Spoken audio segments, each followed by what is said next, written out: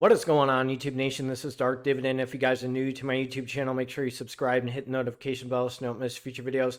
Make sure you smash that like button. So I got 3 dividend stocks to buy in July. I am long in these ones. I'm actually changing the percentage on the distribution because some of these are so undervalued and I need to capitalize on them a lot more. I did show some videos on them previously, but I'm going to emphasize this again. There are some of them that are way down that, the dip is still there and you have to capitalize if you are a dividend investor. I'm going to show you one of them that's also on my radar at the end. So we're going to have a wild card stock as well. So let's check this out right now. I have emphasized this real estate investment trust, Omega Health Investors, symbol OHI, numerous times.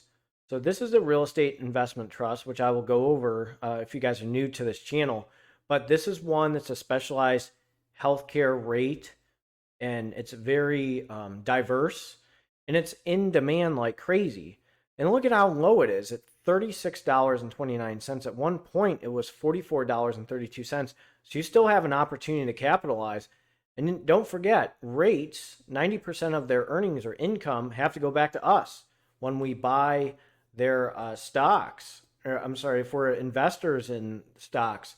So that means shareholders they have to get the moolah, or else, the rates are in big trouble. So 90% of it comes back to us. 10% goes back to them.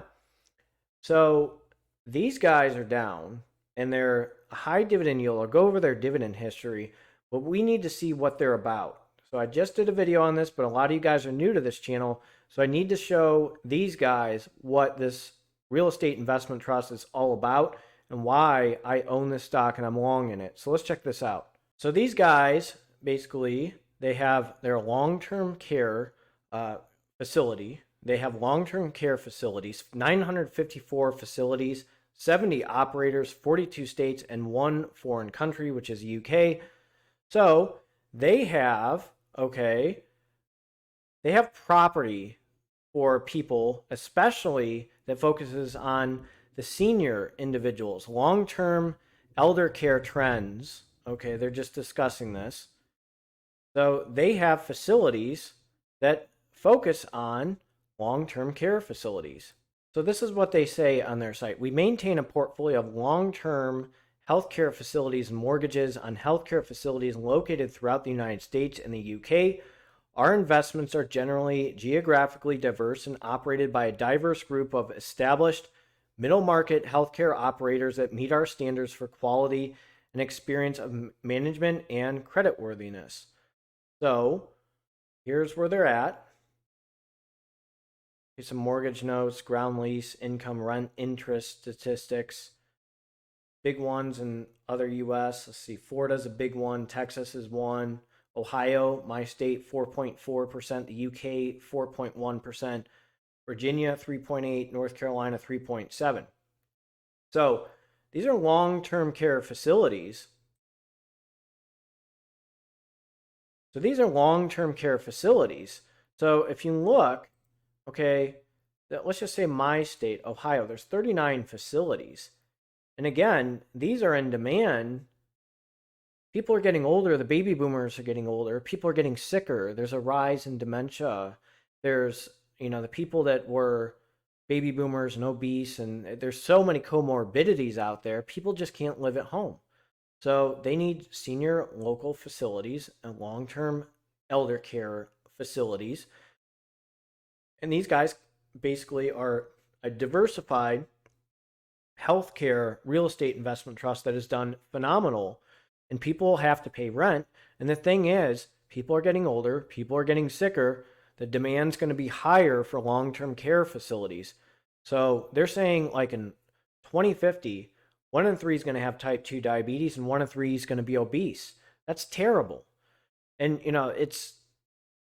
things are bad. People are sick. There's going to be amputations, and diabetes is real bad. That means people are going to have amputations. There's a rise of dementia and Alzheimer's. So these people are going to need this help. People are still smoking. They don't care. It doesn't matter how much you educate them. So these guys specialize in that, and there's a high demand for facilities like this. So I'm going to show you their dividend history real quick. They pay rent like crazy. If there's a pandemic, there's a recession, if they had to seclude people, because of, a bug or anything, they're still going to be operating. They're still going to be in demand. So that's the thing that's very unique about these guys and their portfolio. So they're not going anywhere. People are getting older. People are getting sicker. Let's jump to their dividend history.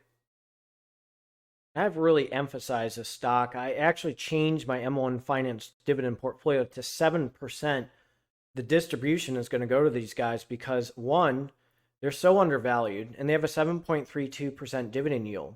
So at $36.40, a PE ratio right around 36.66, I'm okay with that. Annualized dividend of $2.68. They have been increasing their dividend each year. The demand's going to be higher, and I'm sold on that stock. So if I can get that to maybe 50 shares on M1 Finance, ooh, things are going to start blowing up. So that's my first stock that I wanted to discuss. Really emphasize this one. It's still down. It's not jumping up too fast. I like it. I'm long in it. I'm going to keep on buying more. Let's jump to the next stock. That next stock is British American Tobacco. It is sitting at right at $39.31. It is a high yield dividend stock. It has not done well against the S&P. It's actually very stagnant. So if you look in the past year, that's what I like. There's a dip. They're increasing their dividends over time. Let's look a little bit more into them to see what they carry because, okay, they're dropping. They have a high yield, which I'll show you. And the symbol, by the way, is BTI. But we really need to know what we're getting ourselves into. Is this a yield trap? Is this company worth it? We have to do a little bit more digging. Now, when I look at rates, rates are usually stable, unless if you're a M rate like AGNC. I stay away from AGNC. It's decreased its price per share and it decreases its dividend. And that's what I would consider a yield trap. But this stock is very consistent. It's very popular for dividend investors. I'm going to show you a little bit about British American Tobacco. Now, I think it's hilarious that these guys try to act like they're, helping out people. Our portfolio reflects our commitment to meeting and evolving the various needs of consumers who seek sensorial enjoyment for different moods and moments. Come on. Look, they got their little vape pens. Everybody's vaping. So here, I'm at the pool at my complex. I can't even tell you how many people are vaping. It's crazy.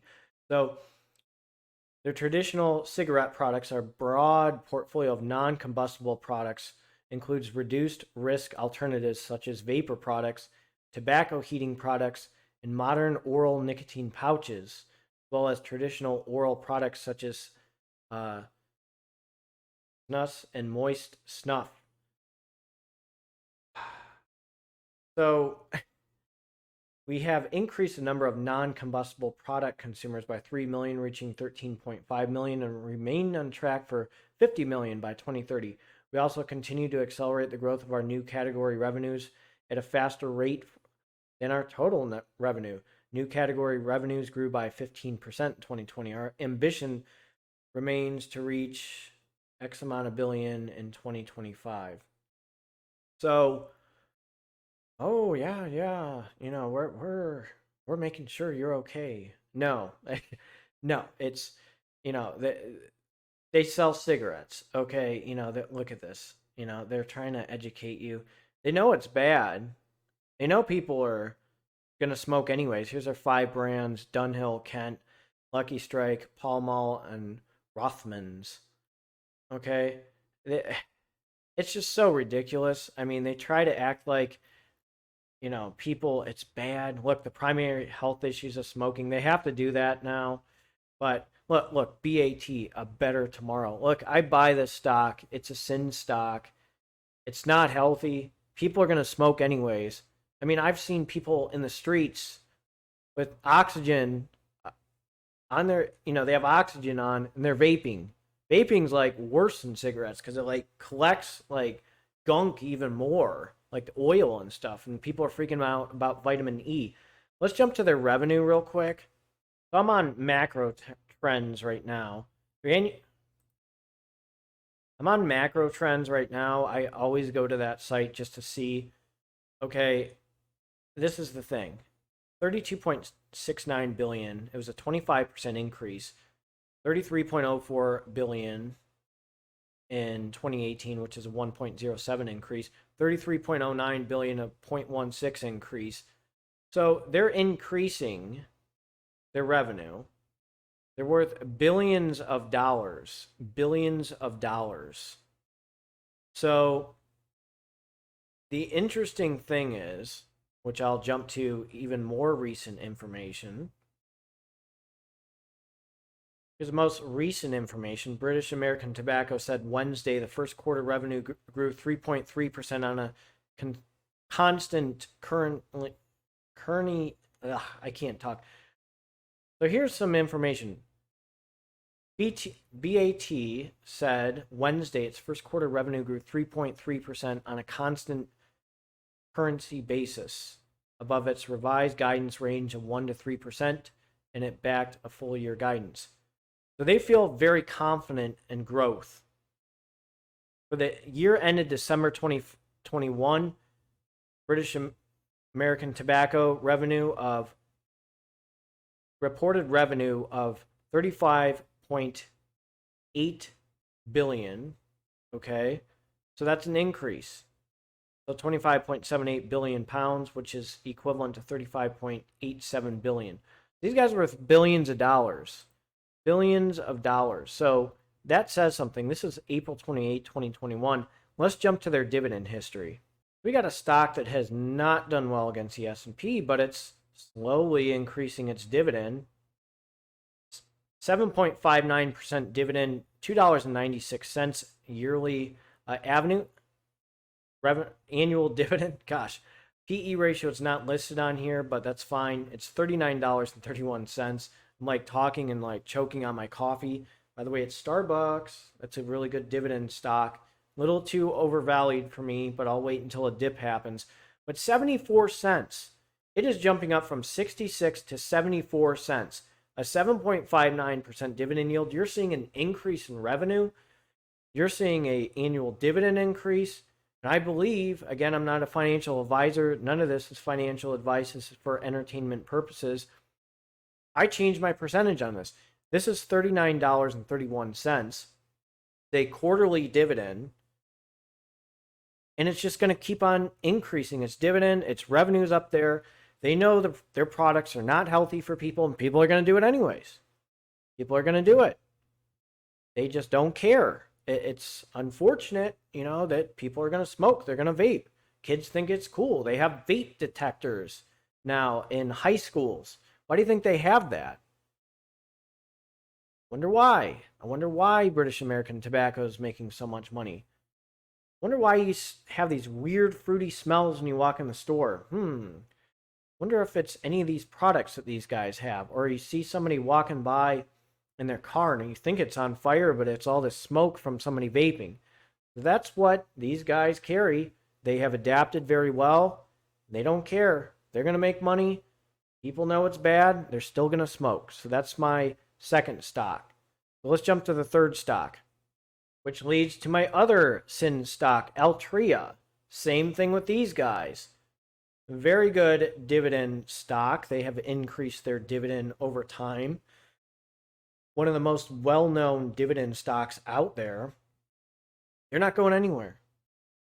They're investing, they're looking into the Mary Jane business. They have expanded their business.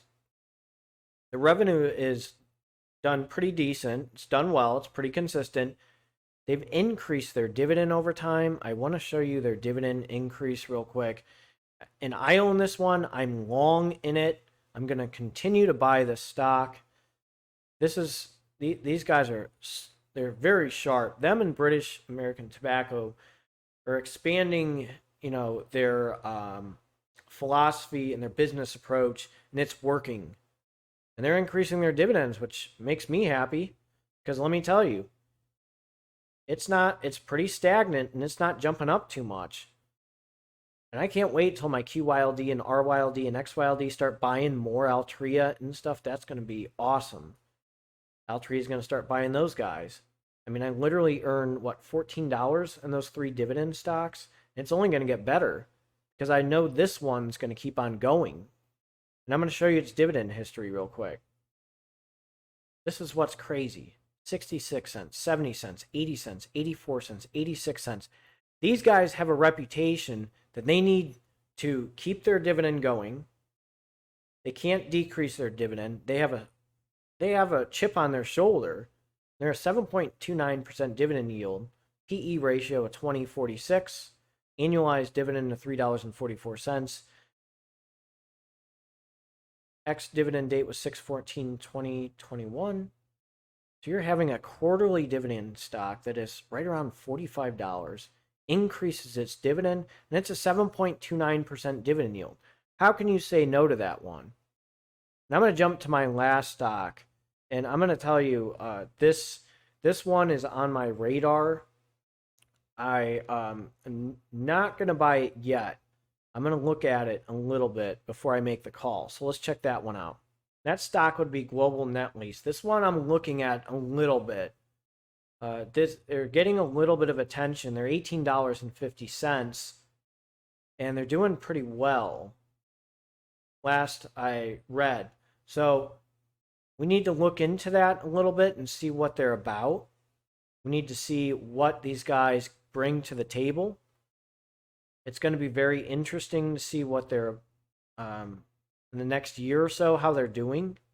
I'm going to look a little bit more in depth to see if these guys are really worth it, because this one's on my radar. So let's check it out. I see something that I like with Global Net Lease. I see an increasing revenue, a gross profit that's increasing. This is a real estate investment trust. So far, that's good. That is good. Let's see what they're about real quick. Their focus is a well-defined investment strategy and rigorous underwriting process used to assemble high-quality, long-duration, diversified net lease property portfolio in the U.S. and Europe. Okay. Geography, U.S. and strong sovereign debt-related countries in continental Europe. Critical company operational single-tenant and net lease sites and headquarters strategically located in industrial and distribution facilities. Continuous monitoring of improving or deteriorating credit quality for asset management opportunities. Analysis of property condition as well as local market conditions and changes. Concentration on long-term net leases with contractual rent increases. Okay, we got to increase. They're making money. Let's see what their portfolio is about. Here's their industry diversity: financial services, healthcare, technology, auto manufacturing, consumer goods, freight, aerospace, government, metal processing, logistics, telecommunications, energy, engineering, pharmaceuticals, automotive parts, and all other. What are their top 10 tenants? I want to know. FedEx, Whirlpool, ING, Penske, Broadbridge. You know, it might not be a bad risk to put some money in there. I haven't made a decision yet. Again, none of this is financial advice, but this one's on my radar. Definitely. Again, they have 306 properties, 372 square feet, tenants, industries, 48 industries, 10 countries, 99.7 leased. Okay, I like that. Like it. I want its dividend history right now. 17, 53, 40. I'm going to keep on looking at it. It's a dividend yield of 8.66%, annual dividend of $1 and looks like 60. I'm going to keep on looking at this one. I might be sold on it and may add it to my M1 Finance dividend portfolio and my rate, my super rates. It's $18.66. So I'm going to look into this a little bit more. But let me know what you think of this video. Let me know what you think of the 3 stocks that I listed and Global Net Lease. Do any of you guys own GNL? Let me know. I will see you guys in the comment section. I'll be doing homework, and trust me, it'll keep my sanity after doing that, because I'm doing psych meds like crazy. And by the way, A lot of these psych meds that I'm reviewing, Pfizer owns a lot of them, and they sell them to a lot of consumers. So, Pfizer is a very strong dividend stock, and that they're well diversified in the medications they have, and that's one of them that they're very strong in, as well as beta blockers like labetalol. Remember, I was just discussing labetalol a few weeks ago with Pfizer stock. So let me know. You guys take care. Have a good one. I'm gonna try to post. I'm gonna try to maybe go live for an hour on Saturday. Just check my community section, in my news feed and stuff. I'll maybe be on for a half hour, 45 minutes. I'm going to be with family, and I'll be studying those freaking psych meds, which are going to drive me nuts. I'll probably be up till about 11 o'clock p.m. Eastern time studying. But let me know. Do you guys like these stocks? Do you own them, or are you longing them? All right, you guys take care and have a good one. You better smash that like button.